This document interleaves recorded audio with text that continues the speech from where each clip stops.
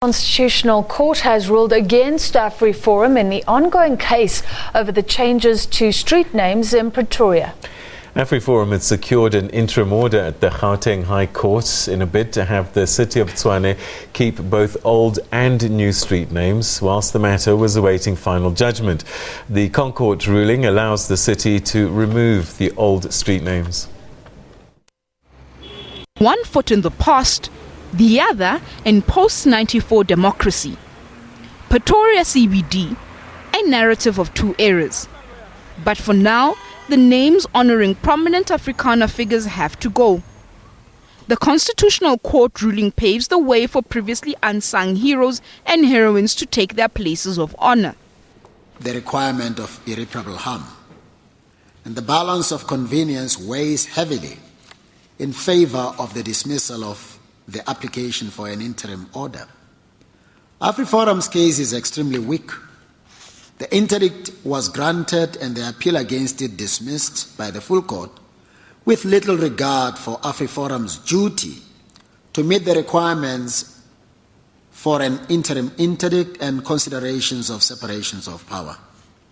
Both Prinsloo J and Jordan J were unable to explain satisfactorily how the requirements of irreparable harm and balance of convenience were met.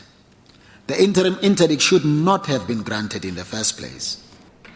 An interim order preventing the city from removing the old names has been set aside. A setback for Afriforum in a drawn-out legal battle. And our focus, to be honest, was the main review from the start. And we didn't anticipate in any stretch of the imagination that the interim interdict will find its way to the Constitutional Court. The review deals with the public participation process and the legality of the name changes.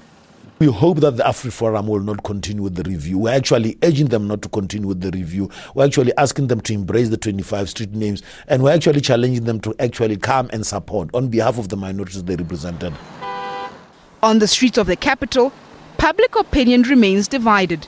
I just think it's ridiculous that each government will come in and want to change names to some of the names the average person can't pronounce, and sometimes it has no meaning to us. Those are the names that we can actually relate to, because are the people that fought, our black people, that we should remember those people. I'm not comfortable with it. I don't think it's the right thing to do, because it complicated a lot. I personally don't have a problem with the thing of changing names, because they've changed those names to make the name of our icons remain there forever. To change the names of the street in Pretoria is very confusing, because you normally knew their old names. The High Court review application is expected to be heard later this year.